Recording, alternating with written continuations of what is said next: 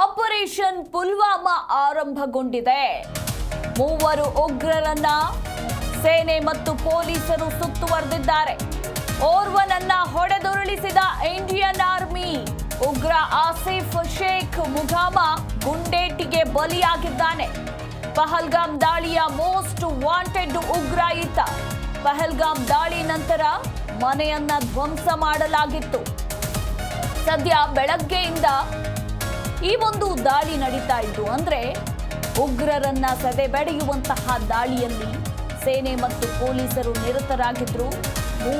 ಮೂವರು ಉಗ್ರರು ಅಡಗಿ ಕೂತಿದ್ದಾರೆ ಮನೆಯೊಂದರಲ್ಲಿ ಅನ್ನೋದರ ಕುರಿತಾಗಿ ಮಾಹಿತಿ ಲಭ್ಯವಾಗಿತ್ತು. ಹೀಗಾಗಿ ಬೆಳಗ್ಗೆಯೇ ಪುಲ್ವಾಮಾದಲ್ಲಿ ಗುಂಡಿನ ಚಕಮಕಿ ಕೂಡ ನಡೀತು. ಇನ್ನು ಪುಲ್ವಾಮಾದ ಟ್ರಾಲ್ ಪ್ರದೇಶದಲ್ಲಿ ಭದ್ರತಾ ಪಡೆ ಹಾಗೆ ಉಗ್ರರ ನಡುವೆ ಗುಂಡಿನ ಚಕಮಕಿ ನಡೆದು ಸದ್ಯಕ್ಕೆ ಈಗ ಓರ್ವ ಉಗ್ರನನ್ನ ಪೊಲೀಸರು ಉಡೀಸು ಮಾಡಿದ್ದಾರೆ ಅನ್ನೋದರ ಕುರಿತು ಮಾಹಿತಿ ಲಭ್ಯವಾಗಿದೆ. ಇನ್ನು ಉಳಿದಿರುವ ಇಬ್ಬರು ಅಮೀರ್ ನಜೀರ್ ವಾನಿ ಮತ್ತು ಯಾವರ್ ಅಹಮದ್ ಭಟ್ಗೆ ಶೋಧ ಕಾರ್ಯಾಚರಣೆ ನಡೀತಾ ಇದೆ. ಪಹಲ್ಗಾಮ್ ದಾಳಿಯ ಬಳಿಕ ಇಬ್ಬರು ಮನೆ ಧ್ವಂಸ ಆಗಿತ್ತು. ಇಬ್ಬರನ್ನು ಸುತ್ತುವರೆದ ಸೇನೆ ಹಾಗೂ ಸ್ಥಳೀಯ ಪೊಲೀಸರು. ಜೈಷ್ ಎ ಮೊಹಮ್ಮದ್ ಸಂಘಟನೆಗೆ ಸೇರಿದ ಮೂವರು ಉಗ್ರರಿವರು. ಮೂವರಲ್ಲಿ ಒಬ್ಬರನ್ನ ಈಗ ಮಟಾಶ್ ಮಾಡಿದ್ದಾಯಿತು. ಇನ್ನಿಬ್ಬರು ಉಳಿದುಕೊಂಡಿದ್ದಾರೆ. ಭಾರತೀಯ ಸೇನೆ ಯಾವುದೇ ಕಾರಣಕ್ಕೂ ಕೂಡ ಬಿಡೋದಿಲ್ಲ. ಇಬ್ಬರನ್ನು ಕೂಡ ಸದೆಬಡಿಯುವಂತಹ ಕೆಲಸ ಮಾಡೇ ಮಾಡುತ್ತೆ. ಸದ್ಯಕ್ಕೆ ಈಗ ಭದ್ರತಾ ಪಡೆ ಹಾಗೆ ಪೊಲೀಸರು ಉಗ್ರರಿಗಾಗಿ ಶೋಧ ಕಾರ್ಯಾಚರಣೆ ಕೂಡ ನಡೆಸ್ತಾ ಇದ್ದಾರೆ. ಎಲ್ಲಿ ಅಡಗಿ ಕೂತಿದ್ದಾರೆ ಅನ್ನೋದರ ಕುರಿತಾಗಿ ದಿಟ್ಟ ಹೆಜ್ಜೆಯನ್ನ ಇಟ್ಟಿದ್ದು ಈಗ ಪಹಲ್ಗಾಮ್ ದಾಳಿಯ ಮೋಸ್ಟ್ ವಾಂಟೆಡ್ ಉಗ್ರ ಆಸಿಫ್ ಶೇಖ್ ಮುಘಾಮ ಗುಂಡೇಟಿಗೆ ಬಲಿಯಾಗಿದ್ದಾನೆ. ಇನ್ನುಳಿದಿರುವ ಅಮೀರ್ ನಜೀರ್ ವಾನಿ ಮತ್ತು ಯಾವರ್ ಅಹಮದ್ ಭಟ್ಗಾಗಿ ಶೋಧ ಕಾರ್ಯಾಚರಣೆ ಕೂಡ ನಡೀತಾ ಇದೆ. ಈ ಮೂವರು ಕೂಡ ಜೈಷ್ ಎ ಮೊಹಮ್ಮದ್ ಸಂಘಟನೆಗೆ ಸೇರಿರುವ ಮೋಸ್ಟ್ ವಾಂಟೆಡ್ ಉಗ್ರರಾಗಿದ್ರು.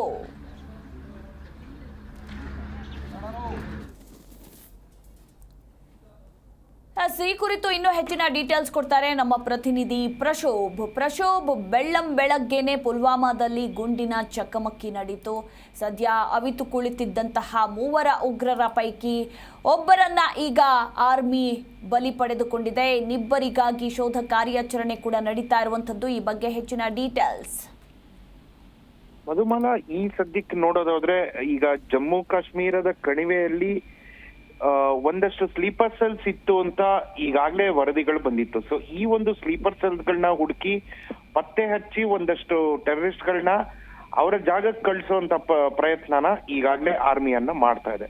ಸೊ ಒಟ್ಟಾರೆಯಾಗಿ ಈ ಒಂದು ಆಪರೇಷನ್ ಸಿಂಧೂರ್ ಏನು ಸ್ಟಾರ್ಟ್ ಆಗಿತ್ತು ಅದರ ಒಂದು ಉಪಭಾಗವಾಗಿ ಈ ಒಂದು ಕಾರ್ಯಾಚರಣೆ ಕೂಡ ಇದಕ್ಕೆ ಒಂದು ಬೂಸ್ಟ್ ಸಿಕ್ಕಿರುವಂತದ್ದು. ಕ್ರಾಸ್ ಬಾರ್ಡರಿಂಗ್ ಅಲ್ಲಿ ಫೈರ್ ಆಗಬಾರ್ದು ಅನ್ನೋದು ಒಂದು ಅಗ್ರಿಮೆಂಟ್ ಮತ್ತೆ ಒಂದು ಅಂಡರ್ಸ್ಟ್ಯಾಂಡಿಂಗ್ ಆಗಿತ್ತು.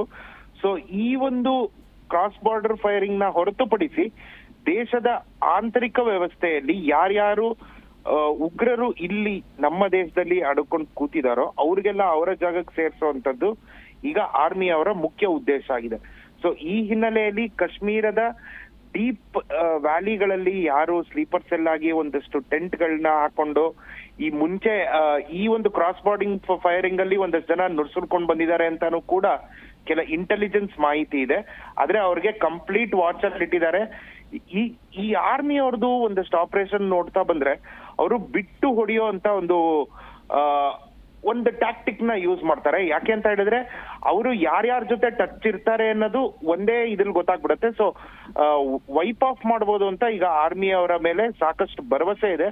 ಸೊ ಈಗಾಗಲೇ ನಡೀತಾ ಇರುವಂತ ಈ ಒಂದು ಆಪರೇಷನ್ ಅಲ್ಲಿ ಇದಕ್ಕೆ ಸಂಬಂಧಪಟ್ಟಂಗೆ ಇವತ್ತು ಶ್ರೀನಗರಕ್ಕೆ ಡಿಫೆನ್ಸ್ ಮಿನಿಸ್ಟರ್ ರಾಜನಾಥ್ ಸಿಂಗ್ ಹೋಗ್ತಾ ಇದ್ದಾರೆ. ಸೊ ಎಲ್ಲೋ ಒಂದ್ ಕಡೆ ಎರಡು ಕೆಲಸ ಒಟ್ಟೊಟ್ಟಿಗೆ ಈಗ ಭಾರತ ಮಾಡ್ತಾ ಇದೆ. ಏನು ಅಂತ ಹೇಳಿದ್ರೆ ಕಾಶ್ಮೀರದಲ್ಲಿ ಉಳಿದಂತ ಒಂದಷ್ಟು ಉಗ್ರರನ್ನ ಮಟ್ಟ ಹಾಕುವಂಥದ್ದು, ಇದರ ಜೊತೆಗೆ ಕಾಶ್ಮೀರ ಮತ್ತೆ ಈಗ ಸೇಫ್ ಮಾಡಿದೀವಿ ಅಂತ ಒಂದು ಮೆಸೇಜ್ ನ ದೇಶದ ಜನತೆಗೆ ಮತ್ತೆ ಕೊಡುವಂಥದ್ದು. ಸೊ ಈ ನಿಟ್ಟಿನಲ್ಲಿ ಒಂದು ಕಡೆ ಆರ್ಮಿ ಆಪರೇಷನ್ ಆಗ್ತಾ ಇದ್ರೆ ಮತ್ತೊಂದು ಕಡೆ ರಾಜನಾಥ್ ಸಿಂಗ್ ಹಾಗೂ ಏರ್ಪೋರ್ಟ್ ಇದಕ್ಕೆ ನಾರ್ಮಲೈಸ್ ಮಾಡುವಂಥದ್ದು ರಾಜನಾಥ್ ಸಿಂಗ್ ಅವ್ರ ಭೇಟಿ ಮತ್ತೆ ನಾಯ್ಡು ಅವರ ಭೇಟಿ ಏರ್ಪೋರ್ಟ್ಸ್ಗೆ.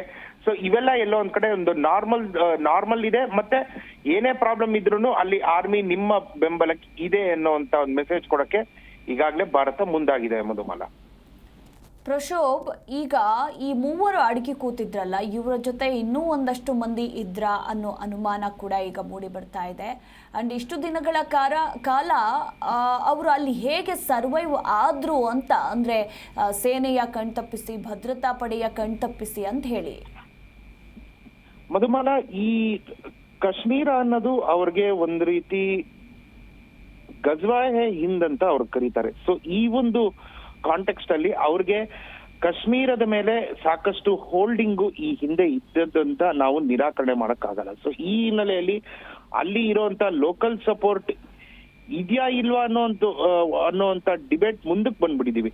ಸೊ ಅಲ್ಲಿ ಒಂದಷ್ಟು ಪ್ಯಾಸಿಫೈಯರ್ಸ್ ಏನಿದ್ರು, ಸಪರೇಟಿಸ್ಟ್ ಏನಿದ್ರು, ಇವ್ರೆಲ್ರೂ ಕೂಡ ಒಂದೇ ಗ್ಯಾಂಗು ಅಂತ ಈಗ ನಾವು ಒಂದೇ ಲೆನ್ಸ್ ಅಲ್ಲಿ ನೋಡ್ಬೇಕು. ಕೇವಲ ಒಬ್ರು ಸಪರೇಟಿಸ್ಟ್ ನಾವು ಬೇರೆ ಆಗ್ಬೇಕು ಅಂದ್ರೆ ಅವರು ಟೆರರಿಸ್ಟ್ ಜೊತೆ ನಂಟನ್ನ ಹೊಂದಿರ್ತಾರೆ. ಸೊ ಒಂದು ಸ್ಪಷ್ಟವಾಗಿರುವಂತದ್ದು, ಅಲ್ಲಿಯ ಕೆಲ ಲೋಕಲ್ ಸಪೋರ್ಟ್ ಇಲ್ಲದೆ ಅಷ್ಟು ಈಸಿಯಾಗಿ ಯಾವುದೇ ಒಬ್ಬ ಟೆರರಿಸ್ಟ್ ಅಲ್ಲಿ ತಿಂಗಳಾನ್ಗಟ್ಲೆ ವರ್ಷಾನ್ಗಟ್ಲೆ ಇರೋದಕ್ಕೆ ಸಾಧ್ಯ ಇಲ್ಲ. ಸೊ ಈ ಹಿನ್ನೆಲೆಯಲ್ಲಿ ಅಲ್ಲಿ ಲೋಕಲ್ ಮೇಲೂ ಕೂಡ ಈಗಾಗಲೇ ಆರ್ಮಿ ಕಣ್ಣಿಟ್ಟಿರುವಂತದ್ದು. ಸೊ ಅಬ್ರಗೇಷನ್ 370 ಅಬ್ರಗೇಷನ್ ಆದ ನಂತರ ಸಾಕಷ್ಟು ತಣ್ಣಗಾಗಿತ್ತು. ಆದ್ರೆ ಈಗ ಮತ್ತೆ ಸೆಕೆಂಡ್ ರೌಂಡ್ ಆಫ್ ಕ್ಲೀನಿಂಗ್ ಈಗ ಮಾಡುವಂತ ಪರಿಸ್ಥಿತಿ ಈಗ ಆರ್ಮಿಗೆ ಬಂದಿದೆ. ಈ ಕ್ರಾಸ್ ಬಾರ್ಡರ್ ಶೂಟಿಂಗು ಮತ್ತೆ ಟೆನ್ಷನ್ ಹೀಟ್ ಅಪ್ ಆದಾಗ್ಲೂ ಕೂಡ ಕೆಲ ವರದಿಗಳಿದೆ, ಇಂಟೆಲಿಜೆನ್ಸ್ ಕೂಡ ಹೇಳಿದೆ ಕೆಲ ಟೆರರಿಸ್ಟ್ ಗಳು ಒಳಗ್ ನುಸುಳಿದ್ದಾರೆ ಅಂತ. ಸೊ ಇವ್ರನ್ನೆಲ್ಲ ಕೂಡ ಪತ್ತೆ ಹಚ್ಚುವಂತ ಕೆಲಸನ ಈಗಾಗಲೇ ಆರ್ಮಿ ಮಾಡ್ತಾ ಇದೆ ಮಧುಮ. ಓಕೆ, ಥ್ಯಾಂಕ್ ಯು ಪ್ರಶೋಭ್ ನಿಮ್ಮೆಲ್ಲ ಮಾಹಿತಿಗಾಗಿ.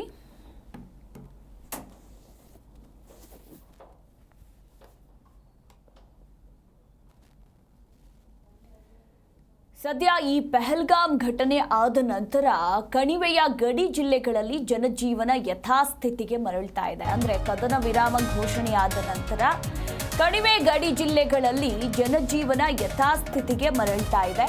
ಹಾಗೆ ವಾಯುನೆಲೆಗೆ ಭೇಟಿಯನ್ನ ನೀಡಲಿದ್ದಾರೆ ಇವತ್ತು ರಕ್ಷಣಾ ಸಚಿವ ರಾಜನಾಥ್ ಸಿಂಗ್. ದೆಹಲಿಯ ನಿವಾಸದಿಂದ ಈಗಾಗಲೇ ಹೊರಟಿದ್ದಾರೆ ಅನ್ನೋದರ ಕುರಿತಾಗಿ ಮಾಹಿತಿ ಲಭ್ಯವಾಗಿರುವಂಥದ್ದು. ಜಮ್ಮು ಪೂಂಚ್ ವಾಯುನೆಲೆಗೆ ಇಂದು ಭೇಟಿ ನೀಡಲಿದ್ದಾರೆ.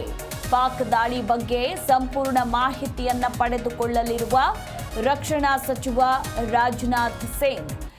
ಭಾರತ ಮತ್ತು ಪಾಕ್ನ ನಡುವೆ ಕದನ ವಿರಾಮ ಘೋಷಣೆಯಾದ ನಂತರ ಒಂದು ಕಡೆ ಗಡಿ ಜಿಲ್ಲೆಗಳಲ್ಲಿ ಪರಿಸ್ಥಿತಿ ಎಂದಿನಂತೆ ಇರುವಂಥದ್ದು, ಅಂದರೆ ಯಥಾಸ್ಥಿತಿಗೆ ಮರಳಿದೆ.